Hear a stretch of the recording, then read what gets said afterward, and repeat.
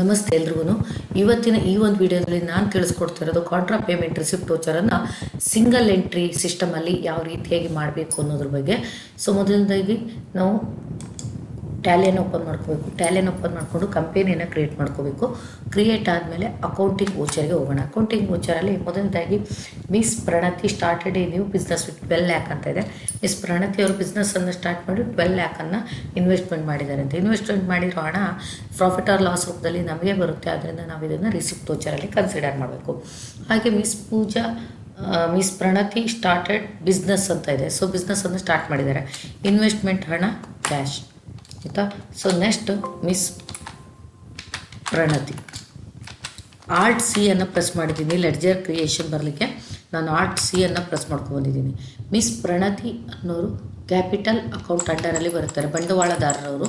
ಅದರಿಂದ ಕ್ಯಾಪಿಟಲ್ ಅಂಡರಲ್ಲಿ ಬರುತ್ತೆ. ಇಲ್ಲಿ 12 lakh ಅಮೌಂಟನ್ನು ನೀವು ಎಂಟ್ರಿ ಮಾಡಬೇಕಾಗುತ್ತೆ. ಸೊ ಹಾಗೆ ಇಲ್ಲಿ ನ್ಯಾರೇಷನನ್ನು ಬರೀಬೇಕು. ಬೀಯಿಂಗ್ ಇನ್ವೆಸ್ಟ್ಮೆಂಟ್ ಅಮೌಂಟ್ ಅಂತೆಲ್ಲ ಬರಿತೀವಿ. ಸೊ ಯಾಕೆಂದರೆ ಮೇಲೇನು ಟ್ರಾನ್ಸಾಕ್ಷನ್ ಮಾಡಿದ್ದೀವಿ ಅಂತ ತೋರಿಸ್ಲಿಕ್ಕೋಸ್ಕರ ಬರೀಬೇಕಾಗುತ್ತೆ, ನೀವು ಬರೀರಿ. ಸೊ ಕ್ಯಾಶ್ ಡೆಪಾಸಿಟೆಡ್ ಇಂಟು ವಿಜಯ ಬ್ಯಾಂಕ್. ಕ್ಯಾಶನ್ನು ಡೆಪಾಸಿಟ್ ಮಾಡಿದ್ದಾರೆ ಎಲ್ಲಿಗೆ ಅಂದರೆ ವಿಜಯ ಬ್ಯಾಂಕಿಗೆ. ಅಕೌಂಟಲ್ಲಿ ಡೆಬಿಟನ್ನು ಎಂಟ್ರಿ ಕೊಡಬೇಕು. ಇಲ್ಲಿ ನಾವು ಏನು ಮಾಡಬೇಕು, ವಿಜಯ ಬ್ಯಾಂಕು ಆಲ್ಟ್ ಸಿ ಅನ್ನು ಪ್ರೆಸ್ ಮಾಡ್ಕೋಬೇಕಾಗತ್ತೆ. ಯಾಕೆ ಅಂದರೆ ನಮಗೆ ಲೆಡ್ಜರ್ ಕ್ರಿಯೇಷನ್ ಬೇಕಾಗಿರುತ್ತೆ ಅಂಥ ಸಂದರ್ಭದಲ್ಲಿ. ವಿಜಯ ಬ್ಯಾಂಕ್ ಎಲ್ಲ ಬ್ಯಾಂಕ್ಗಳು ಬ್ಯಾಂಕ್ ಅಕೌಂಟ್ಸ್ನ ಅಂಡರಲ್ಲಿ ಬರ್ತವೆ. ಸೊ ಅದರಿಂದ ಇಲ್ಲಿ ಬ್ಯಾಂಕ್ ಅಕೌಂಟ್ಸನ್ನು ನಾನು ಕನ್ಸಿಡರ್ ಮಾಡ್ತೀನಿ. ಸೊ ಇಲ್ಲಿ ನಮ್ಮಿಂದ ಏನು ಹೊರ ಹೋಗಿದೆ, ಕ್ರೆಡಿಟ್ ಆಗಿದೆ, ಕ್ಯಾಶ್ ಗೋಸ್ ಔಟ್ ಆಗಿದೆ. ಸೊ ನೋಡಿ ಇಲ್ಲಿ 12 lakh ಇದೆ.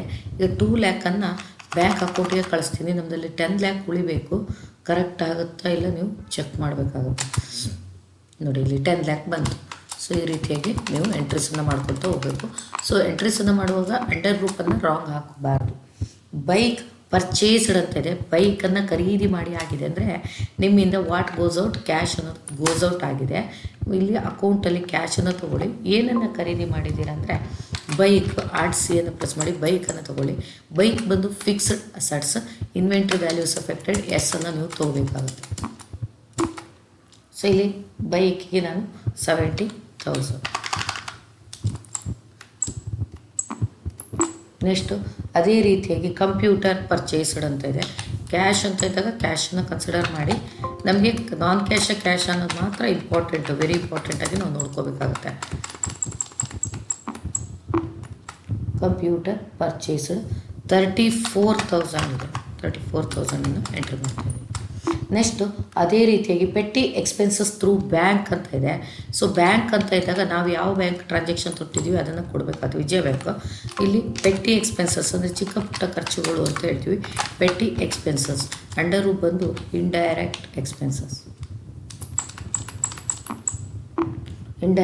ಎಕ್ಸ್ಪೆನ್ಸಸ್ಸು.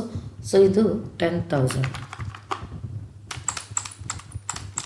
ನ್ಯಾರೇಷನನ್ನು ಎಂಟ್ರಿ ಮಾಡಿ. Next cash withdraw from Vijaya bank. ಕ್ಯಾಶನ್ನ ವಿಡ್ರಾ ಮಾಡಿದ್ದೀವಿ, ಬ್ಯಾಂಕಿಗೆ ಸಂಬಂಧಿಸಿದ ಎಂಟ್ರಿ. ಸೊ ನಿಮಗೆ ವಾಟ್ ಕಮ್ಸಿನ್ ಆಗಿದೆ, ಕ್ಯಾಶ್ ಕಮ್ಸಿನ್ ಆಗಿದೆ. ಯಾರಿಂದ ಕಮ್ಸಿನ್ ಆಗಿದೆ, ವಿಜಯ ಬ್ಯಾಂಕ್ ಕಡೆಯಿಂದ ಕಮ್ಸಿನ್ ಆಗಿದೆ. ಮತ್ತೊಮ್ಮೆ ಲೆಡ್ಜರ್ ಕ್ರಿಯೇಷನ್ ಮಾಡಬಾರ್ದು. ಒನ್ ಟೈಮ್ ಮಾಡಿದ ಮೇಲೆ ಮತ್ತೊಮ್ಮೆ ಕ್ರಿಯೇಟ್ ಮಾಡಿದರೆ ಅದು ತೊಗೊಳ್ಳೋದಿಲ್ಲ, ಆಲ್ರೆಡಿ ಎಕ್ಸಿಸ್ಟೆಂಟ್ ಅಂತ ತೋರಿಸ್ತಾ ಇರುತ್ತೆ ನಿಮಗೆ. Next discount received through bank ಅಂತ ಇದೆ. ರಿಸೀವ್ಡ್ ಅಂತ ಬಂದಾಗ ರಿಸಿಪ್ಟ್ ವೋಚರನ್ನು ಕನ್ಸಿಡರ್ ಮಾಡಿ. ಥ್ರೂ ಬ್ಯಾಂಕ್ ಅಂತ ಇರೋದ್ರಿಂದ ಬ್ಯಾಂಕಿಗೆ ಬಂದಿದೆ ಅಂದಿರೋದು ಬ್ಯಾಂಕನ್ನು ತೊಗೊಳ್ಳಿ. ಏನದ್ರಿಂದ ದುಡ್ಡು ಬಂದಿದೆ ಅಂದರೆ ಡಿಸ್ಕೌಂಟ್ ರಿಸೀವ್ಡ್. ನೋಡಿ ಇದಕ್ಕೆ ಥಿಯರಿ ಕೂಡ ಹಾಕಿರ್ತೀನಿ. ಸೊ ನೀವು ಥಿಯರಿಯನ್ನು ಕೂಡ ನೋಡ್ಕೊಂಡು ಬಂದರೆ ಈಸಿಯಾಗಿ ಇದು ಅರ್ಥ ಆಗುತ್ತೆ. ಇಂಡೈರೆಕ್ಟ್ ಇನ್ಕಮ್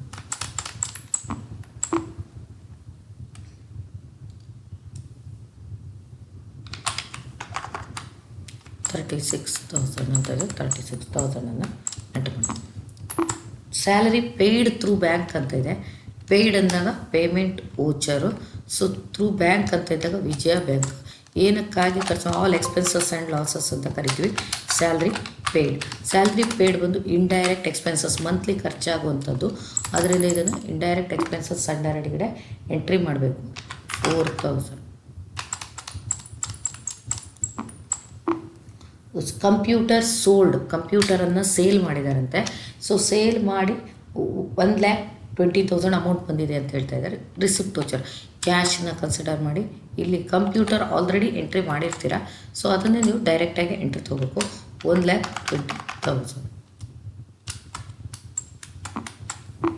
ನೆಕ್ಸ್ಟು ಪೆಟ್ಟಿ ಇನ್ಕಮ್ ಅಂತ ಇದೆ. ಪೆಟ್ಟಿ ಇನ್ಕಮ್ ಅಂದರೆ ಚಿಕ್ಕ ಪುಟ್ಟ ಆದಾಯ ಅಂತ ಹೇಳ್ತೀವಿ.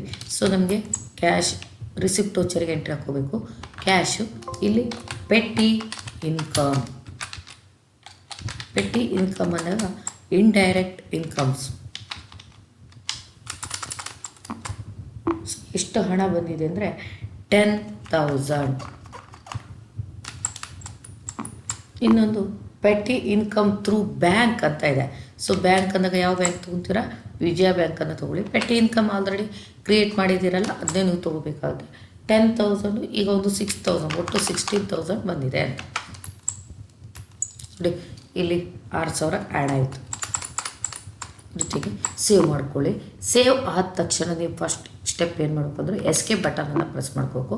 ಎಸ್ಕೇಪ್ ಬಟನನ್ನು ಪ್ರೆಸ್ ಮಾಡಿ ಗೆಟ್ ವೇ ಆಫ್ ಟ್ಯಾಲಿ ಬರಬೇಕು. ಬ್ಯಾಲೆನ್ಸ್ ಶೀಟನ್ನು ಚೆಕ್ ಮಾಡ್ಕೋಬೇಕು. ಬ್ಯಾಲೆನ್ಸ್ ಶೀಟ್ 12,54,000 ಬರುತ್ತೆ. ನೀವು ಡೀಟೇಲ್ ರಿಪೋರ್ಟ್ ಬೇಕಾದರೆ RTF1 ಪ್ರೆಸ್ ಮಾಡ್ಕೊಳ್ಳಿ. ಸೊ ಅದೇ ರೀತಿಯಾಗಿ ನೀವು P&L ಅಕೌಂಟನ್ನು ಚೆಕ್ ಮಾಡಬೇಕಾಗುತ್ತೆ. Profit and loss account 38,000 net profit ಅಂತ ಬರುತ್ತೆ. ಸೊ ಈಗ ನೆಕ್ಸ್ಟ್ ನೀವು ಡಿಸ್ಪ್ಲೇಗೆ ಹೋಗಿ ಟ್ರಯಲ್ ಬ್ಯಾಲೆನ್ಸನ್ನು ಚೆಕ್ ಮಾಡ್ಕೊಳ್ಳಿ. ಟ್ರಯಲ್ ಬ್ಯಾಲೆನ್ಸಲ್ಲಿ closing balance concept of debit and credit equals ಆಗಿರುತ್ತೆ. ಹಾಗೆ ನಿಮ್ಗೆ ಇನ್ಕಮ್ ಆ್ಯಂಡ್ ಎಕ್ಸ್ಪೆಂಡಿಚರನ್ನು ಕೂಡ ಇದು ಡಿಸ್ಪ್ಲೇ ಮಾಡುತ್ತೆ. ಸೊ ಈ ರೀತಿ ನೀವು ಪ್ರತಿ ಒಂದು ಟ್ರಾನ್ಸಾಕ್ಷನ್ ಮಾಡಿದಾಗ ಕೂಡ important report, balance sheet, profit and loss ಮತ್ತು ಟ್ರಯಲ್ ಬ್ಯಾಲೆನ್ಸನ್ನು ನೋಡಬೇಕು. ಸೊ ಮುಂದಿನ ಒಂದು ಡಿಪ್ರಿಷಿಯೇಷನ್ ಟ್ರಾನ್ಸಾಕ್ಷನ್ ಜೊತೆ ಸಿಗ್ತೀನಿ. ಅಲ್ಲಿವರೆಗೂ ಟೇಕ್ ಕೇರ್. ಬಾಯ್.